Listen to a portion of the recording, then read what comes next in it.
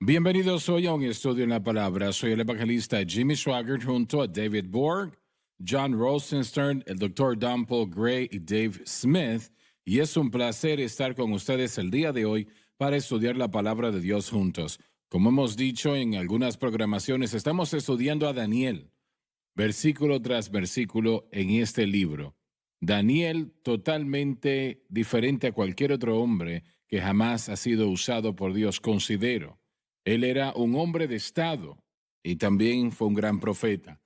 Jesús le llamó profeta, así que a él estamos estudiando y vamos a continuar leyendo, Dave, en el versículo 41, por favor, en el capítulo 2 de Y Daniel. como vistes que los pies y los dedos eran en parte barro de alfarero y en parte hierro, el reino será dividido entre sí, mas habrá en él algo de fortaleza de hierro, según que vistes el hierro mezclado con el barro cocido. Adelante en el versículo 44. Y en los días de estos reyes, el Dios del cielo levantará un reino que no será jamás destruido. Y esto fue lo que mencionamos momentos atrás.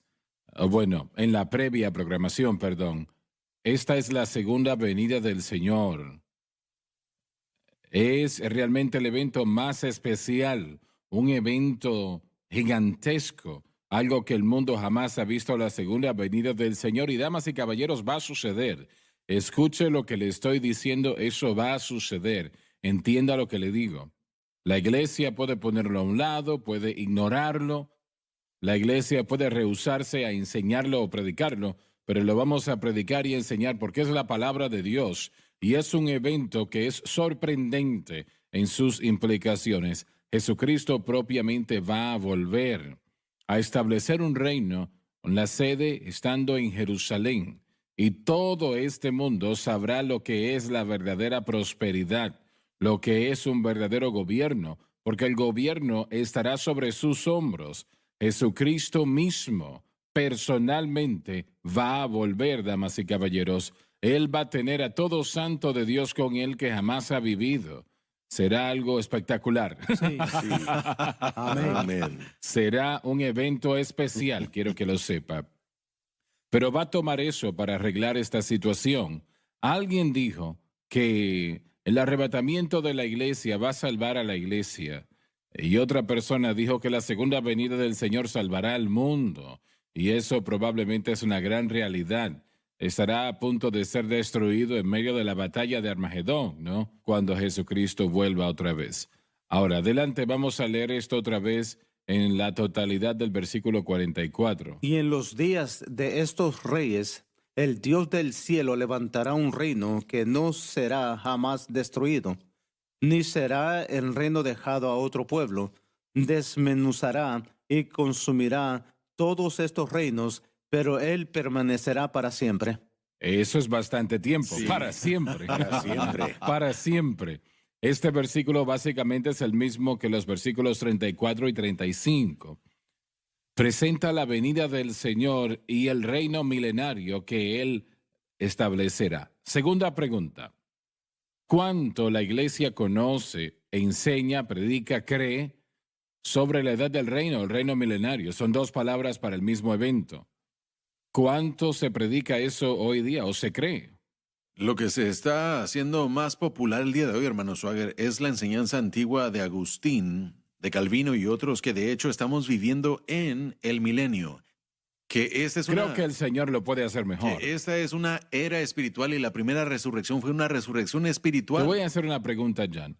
¿Hasta dónde piensas tú que durante la edad del reino va a llegar la idea de quemar ciudades y destruir propiedad y destruir ciudades? ¿Hasta dónde piensas tú que eso va a No llegar? llegaría muy lejos porque la escritura dice en Isaías, y usted ya citó esto anteriormente, que el principado será sobre su hombro y lo dilatado de su imperio será la paz.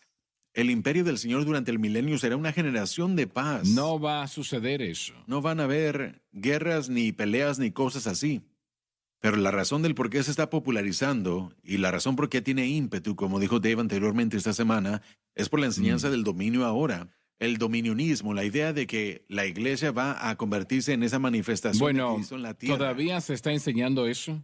se está haciendo más y más popular. De hecho, mi hijo Josh no está con nosotros hoy, pero me estaba diciendo que una persona que conduce un programa radial y podcast en Nueva York estaba diciendo que se está haciendo tan popular allá que casi tratan con este tema a diario en su programación porque la gente llama con preguntas preocupadas, confundidas y otros lo defienden. Bueno, pero explica lo que es el reino ahora. Bueno, es la idea de que la iglesia va a reinar y va a obtener el poder y la influencia sobre la política, sobre la educación. Disculpa, pero este versículo no dice eso. Dice que será dividido en pedazos, básicamente. Correcto. Mire, uno de sus Entonces, teólogos. ¿qué hacen ellos con estos versículos? Sus teólogos alegorizan todas estas escrituras, hermano Swagger. Queriendo decir Toman que lo que las enseñanzas del origen y otras en la iglesia primitiva enseñan y ellos presentan de una manera sin características. Todas las promesas que se le dieron a Israel se convierten en las de la iglesia.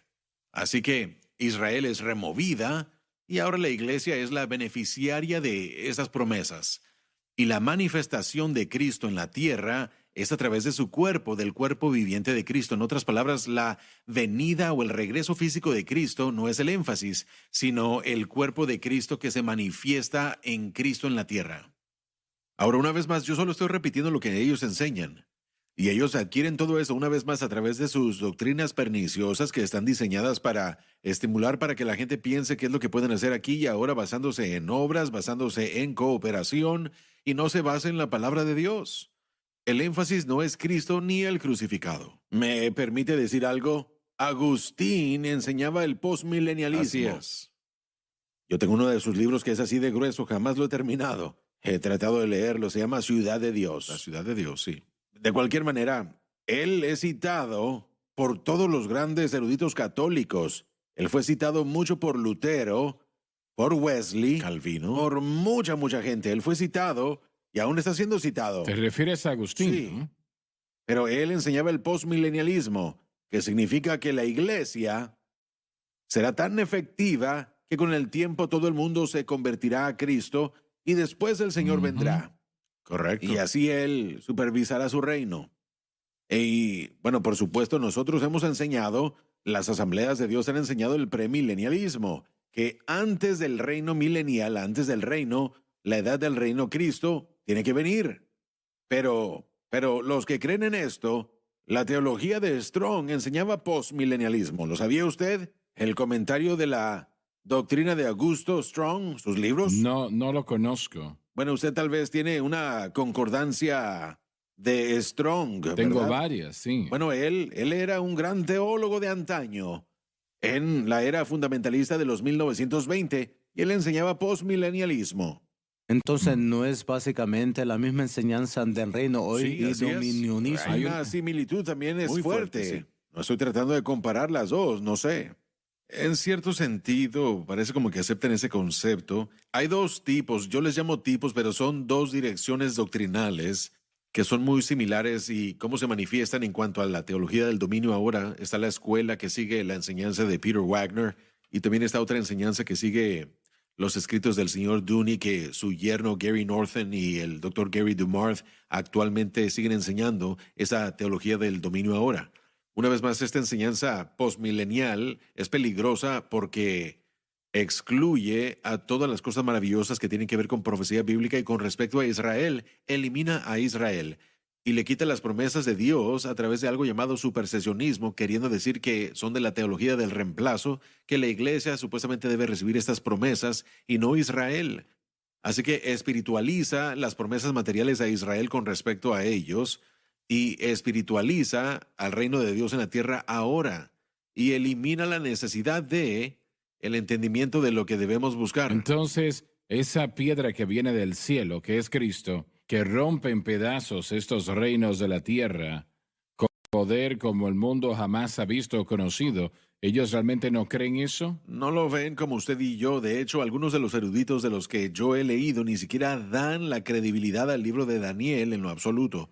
No sienten, bueno, Bien, ellos han pero- aceptado un concepto de crítica alta y no creen que Daniel fue escrito en el tiempo en el que Daniel lo escribió, sino que fue escrito después de muchos de esos eventos que se cumplieron. Porque Para rechaza poder lo que explicar ellos su enseñan. teología, Pero exacto, sí. toda la idea, para mí, no parece que es firme.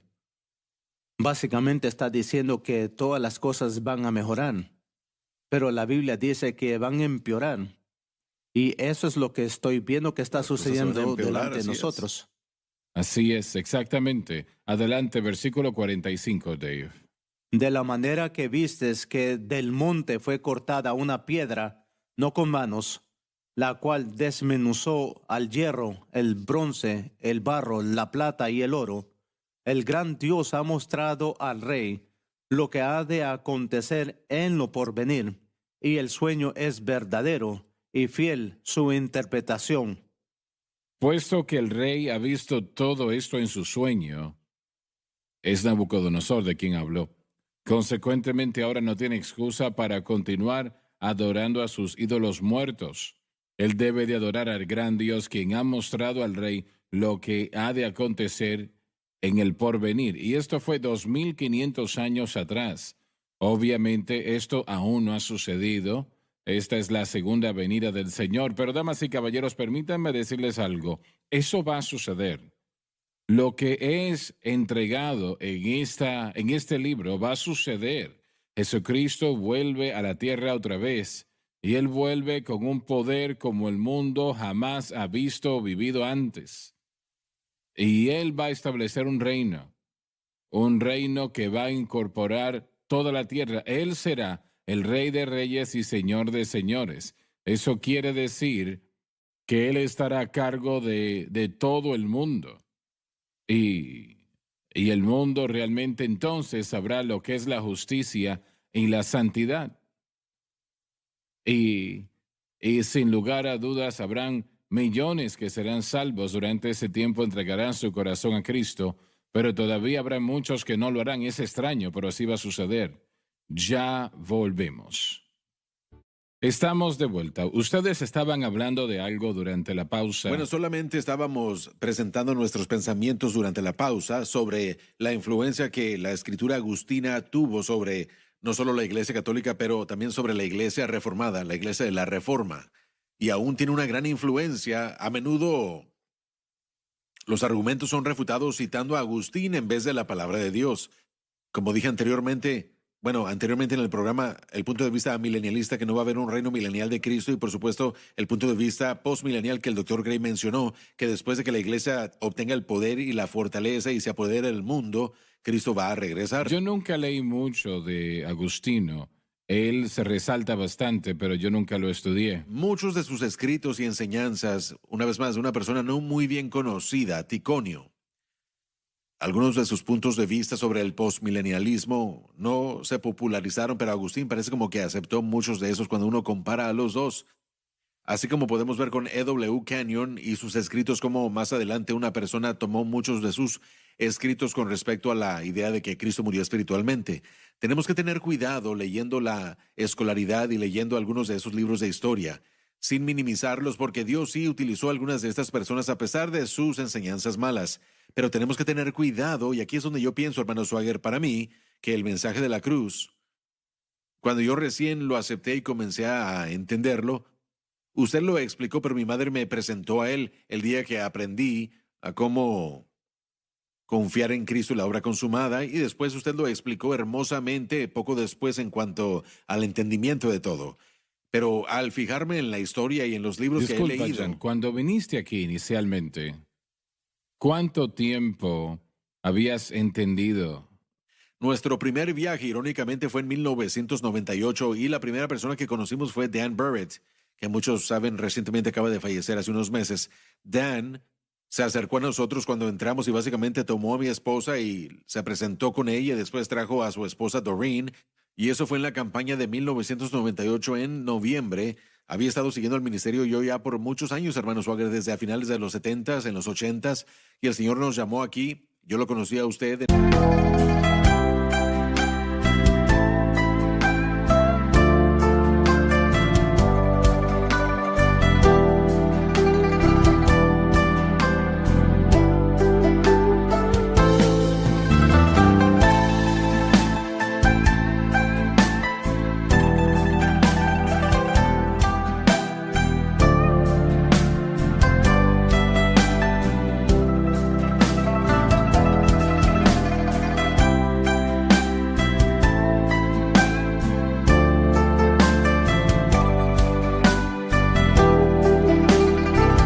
1982 en una cruzada en Filadelfia. Yo era mucho más grande en aquellos días, pesaba 272 libras y tuve el placer Eras bastante grande. Sí, tuve el placer de conocerlo a usted y a su esposa y tuve una gran oportunidad. Yo interrumpí su almuerzo cuando usted escuchó mi nombre, que era Rosenstern. Usted dijo, siéntese. Y después comenzamos a hablar de lo que estaba comenzando a suceder en Israel en ese entonces, en el Líbano. Así que compartimos un poco y después de como 35 minutos su esposa dijo, tengo que hacer que mi esposo regrese al hotel para descansar porque va a predicar esta noche. Y yo le dije, excelente, hagamos eso. Pero en serio, mi madre siguió al ministerio por muchos años y este ministerio fue su pilar en cuanto a el aprendizaje bíblico. Ella decía, mi madre, ella decía que había mucha gente adicta a las drogas, pero ella era adicta al Espíritu de Dios. Siempre quiero más del Espíritu de Dios. Y voy a ser breve. Cuando yo tenía mi problema con fumar cigarrillos, al principio de mis 20s, a mediados de mis 20s, estaba fumando 4 o 5 cajetillas de cigarrillos al día, tratando de hacer todo lo que podía para detenerme. Y aquí estaba yo, era un atleta de un lado y de otro lado. Esa situación, John, tiene una atadura fuerte en la persona. Hermano Swagger, yo podía levantar 300 libras en ese entonces, pero no podía dejar de agarrar ese cigarrillo de media onza de peso con tabaco dentro de él. Así de poderosa era la atracción para mí. Y mi madre dijo algo que hasta este día es muy profundo, muy perfecto. Ella dijo, ya no sigas tratando de hacer lo que Cristo ya hizo. Lo que Él hizo en la cruz fue todo lo que necesitabas. Ella no lo podía explicar más, pero era esa encapsulación de lo que yo creo que ella entendía que era el mensaje de la cruz. Y cuando usted comenzó a revelar, creo que fue en 1996 o 97, el mensaje de la cruz y comenzó a enseñarlo y a predicarlo, y después los comentarios comenzaron a surgir. Me hizo entender que todo lo que yo pensaba de cómo vivir para Dios estaba mal, tratando de hacerlo a través de la fuerza de voluntad, porque como atleta uno trata de ponerse metas todo el tiempo y de hacer obras y de esforzarse y cumplir con medidas, y yo lo hice también en mi servicio cristiano para Dios también. Y de repente el peso de un yunque fue quitado de mi espalda y el Espíritu de Dios trajo la vida, y en unos cuantos meses yo había dejado de fumar cigarrillos, habían otras cosas que estaban afectándome y eso se fue también. Y el Señor nos dio la libertad. Yo tuve un derrame en 1997.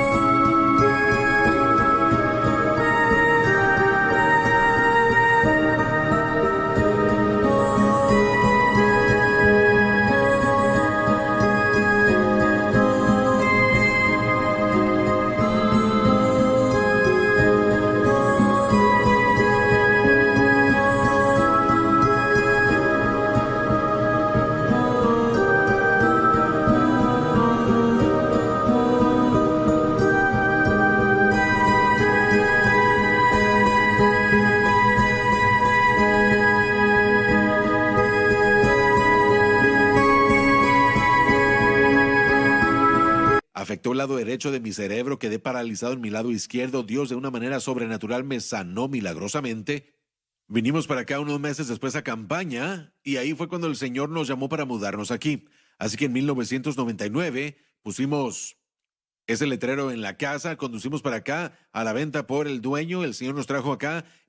Y mientras estábamos acá, una persona compró la casa, nos mudamos, el 18 de junio cerramos los tratos, 1999, y hemos estado aquí desde entonces, y el mensaje de la cruz me ha ayudado a mí a entender todas las falsas doctrinas mucho mejor, y espero que lo que hemos podido hacer es ayudarle a la gente a ver a través del discernimiento del mensaje de la cruz el error que ha entrado a la iglesia en estas últimas décadas.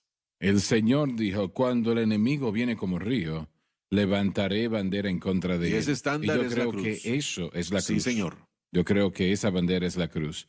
Bien, vamos al versículo 46. Entonces el rey Nabucodonosor se postró sobre su rostro y se humilló ante Daniel y mandó que le ofreciesen presentes e incienso. No hay indicación de que Daniel aceptó esa adoración, pero consideren lo siguiente. ¿Por qué piensan ustedes que Nabucodonosor fue tan movido? Yo sé que Daniel le contó el sueño, ¿no? Y él no podía recordar su sueño. Correcto. Personalmente, si recuerdo correctamente, mucho menos la interpretación. Y él demandó de aquellos que estaban allí sus magos y prognosticadores, adivinos y los que eran, que le dijeran lo que habían soñado y el significado de ello. Entonces, debe de ser que tuvo un gran significado cuando Daniel le dio el significado. Parece que lo tocó en gran manera para conducirse como lo hizo hacia Daniel, ¿no? Y de alguna manera me parece a mí como que él falló, ¿no? Creo que había más allí que simplemente un sueño, algo más que un sueño, ¿no? Hice esta pregunta semanas atrás, la vuelvo a hacer ahora. ¿Piensan ustedes que cuando Nabucodonosor vivió esos 7 años, Sí.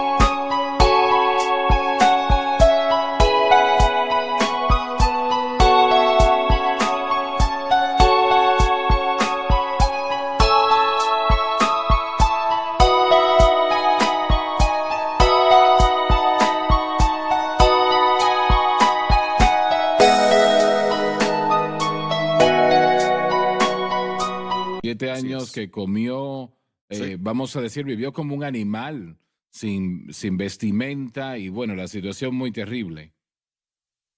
Por su orgullo, ¿no? El Señor lo humilló. El Señor lo humilló. Y cuando volvió a sus cabales y le dio gloria a Dios, ¿piensan ustedes que él realmente aceptó al Señor como su Salvador en ese tiempo hasta donde él sabía? Y si él, por ejemplo, si él cambió la dirección de esa manera, estoy seguro que Daniel y los hebreos allí, que eran cautivos, lo hubiesen corregido, ¿no? Lo hubiesen ayudado.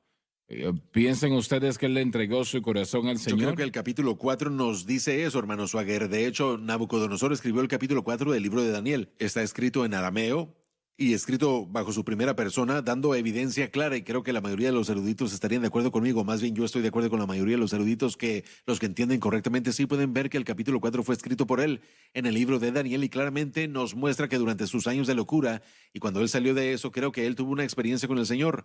Y de ahí podemos ver un cambio en él. Aquí podemos ver el orgullo de Nabucodonosor, aún después de este gran milagro de Daniel que fue usado por Dios para interpretar su sueño, pero él lo tomó de una manera muy arrogante, porque vamos a ver en el próximo capítulo cómo él después erige una imagen de sí mismo para que la gente la adorara.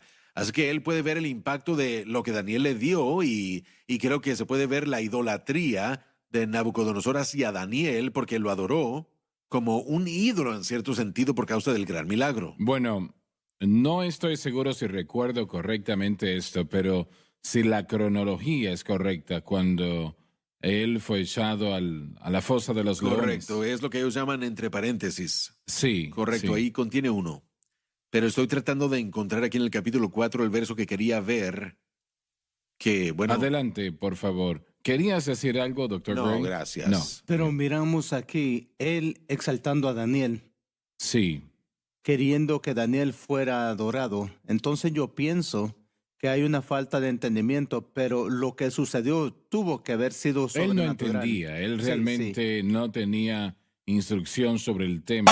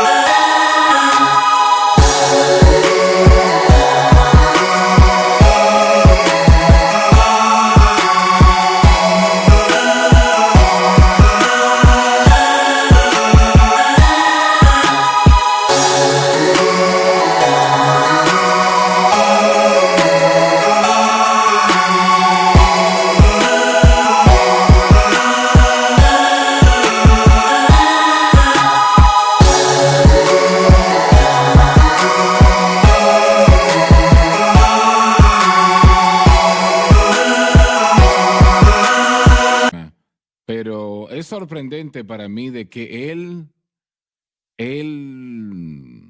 vamos a decir que fue tan movido por lo que había sucedido. Él es un rey. Él es más que un rey. Él es el hombre más emperador de todo el poderoso. mundo Sí. de aquel momento. Sí. A mí me impresiona ver el corazón del Señor queriendo alcanzar a este rey. Sí. Lo vemos a él revelándose a sí mismo en su poder y revelándose a través de este sueño, dándole este sueño a Daniel, la interpretación de él. Y después podemos ver un poco más adelante aquí el poder de Dios que se manifestó en ese horno de fuego. Y así es como el Señor se estaba manifestando a este hombre. Lo puedo ver ahí, llevándolo a ese lugar en el que finalmente, como Sí. dijo John, Encontré el le aceptaría verso al Señor, y creo sí. que esto nos dice muy bien. El capítulo 4, verso 34, sé que vamos a leer el capítulo entero después, pero dice, pero al final del tiempo yo, Nabucodonosor, alcé mis ojos al cielo y mi razón me fue de vuelta, y bendije al Altísimo y alabé y glorifiqué al que vive para siempre, cuyo dominio es sempiterno y su reino por todas las edades. Creo que en el hebreo, de acuerdo a como recuerdo habiéndolo estudiado hace tiempo, representa que había un cambio que fue en él y por él a través de este proceso. Y en el último verso 37 dice, ahora yo, Nabucodonosor, alabo, exalto y glorifico al Rey del cielo, porque todas sus obras son verdaderas y sus caminos justos, y él puede humillar a los que andan con Vemos soberbia. a este hombre que cayó a sus pies y eso no sucede. No, No muy a no menudo. un rey de su posición.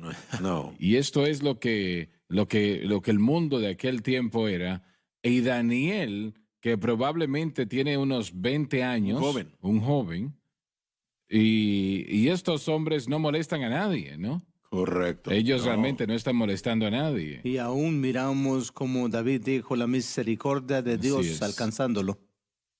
La secuencia de eventos que vamos a ver, miramos lo mismo con el faraón en Egipto. Sí. Dios tratando Sí. de alcanzarlo. El Señor sabe cómo humillar a Claro hombres que sí y lo no sabe sabe hacer. verdad. Claro que sí, rápidamente lo sabe hacer.